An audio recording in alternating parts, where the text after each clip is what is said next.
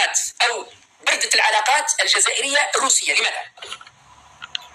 هذا شيء مهم. ونزيد نضيف أنه التواجد الروسي ليس فقط في ليبيا غدامس، بل في ليبيا وعلى بالنا. يعني الآن روسيا تعاقبنا وتحاصرنا من أقصى الجنوب مالي والنيجر، ومن الجنوب الغربي مع ليبيا، في انتظار مفاجآت أخرى. لماذا توترت العلاقات الجزائرية الروسية؟ الجواب أن روسيا عندما دخلت في حرب مع أوكرانيا، أو بالأحرى مع أوروبا، فرنسا وألمانيا وبريطانيا وأمريكا، روسيا لما دخلت مع أوكرانيا في حرب، أول إجراء اللي قامت به هو معاقبتهم بتوقيف الغاز في عز الشتاء في فيفري، لأن الهجوم الروسي على أوكرانيا كان في 24 أو نظن 22-24 فيفري 2022، قبل سنتين.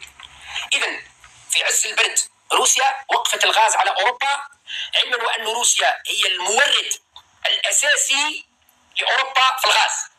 الجزائر هي روسيا هي المورد الأساسي لدول أوروبا، خاصة ألمانيا بالدرجة الأولى وفرنسا، هي المورد لهم الأساسي بنسبة 40%. نسبة 40% من غاز أوروبا يأتي من روسيا، تبقى 60% منوعة، حوالي 20% من الجزائر، 25 30% من النرويج، والباقي من قطر يجي عبر البحر. إذن فيه تنوع، ولكن 40%، وهي نسبة كبيرة وكبيرة جدا، 40% من الغاز لأوروبا خاصة ألمانيا وفرنسا تأتي من روسيا. روسيا سكرت عليهم الفانا، لكن روسيا كانت تعتقد أنها تسكر الفانا الدول الحليفة اللي هي مثلا الجزائر وغيرها يوقفوا معها، على الأقل ما يطيحوش السوق. لكن للأسف الشديد الجزائر طيحت السوق. للأسف الشديد الجزائر طيحت السوق. الجزائر عوضت أوروبا النقص اللي جاهم من روسيا. يعني قال روسيا نحت لهم 20% بالتدريج، كانت عندهم 40% ولات 20%، وبعد ولات تنقص الآن نظن راهي أقل من 10% أو شيء من هذا حتى تكون 20%.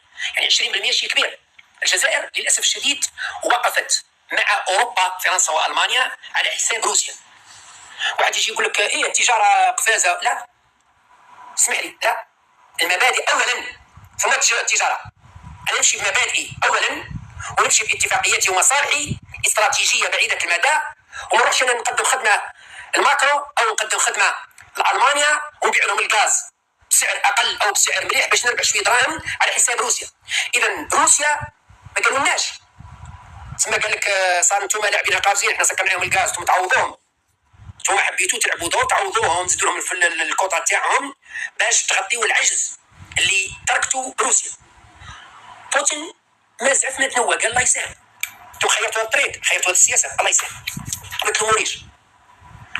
من يومها روسيا تغيرت، لانه بعدها شوفوا انه البريكس ضربونا بكف، وخرج وزير الخارجيه لافروف يقول باللي احنا اخترنا الدول اللي محترمه، الدول اللي محترمه، حب يقول باللي الدول اللي ما تبدلش رايها، يعني معناتها الدول اللي ما تبدلش رايها احنا نختاروا اثيوبيا اللي ما عندناش معاها مصالح لانهم ما خدعونا ما طعنونا في الظهر، وما نختاروش الجزائر لانها دارت علينا.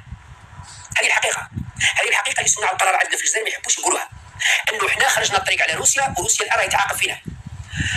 الجزائر تتعرض لعقوبه شديده من روسيا لاننا لم نحترم انفسنا، ولم نحترم اتفاقياتنا، ولم نحترم تعهداتنا مع روسيا اللي وقفت معنا منذ الاستقلال وما قبل الاستقلال. وهذا خطأ استراتيجي، وهذه نكسة عظيمة لا يجب السكوت عنها.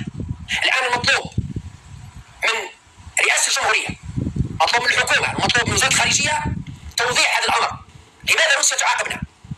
لماذا روسيا تعاقبنا وتحاصرنا من كل مكان؟ لأنه تحرك جيش حفتر لم يكن يحدث لولا الحماية الروسية، ولولا الحماية المصرية تحت المخابرات المصرية، ولولا موافقة الإمارات. إذا الإمارات راهي تستقوى علينا، عندهم الحق، لأنهم لقوا روسيا سمعت فينا، ولأنهم لقوا مصر عطتنا بالظهر، وإحنا رحنا نتكلوا على أردوغان. جيبوا أردوغان وكان ينفعنا، جيبونا أردوغان وكان ينفعنا إذا كان قادر ينفعنا صح.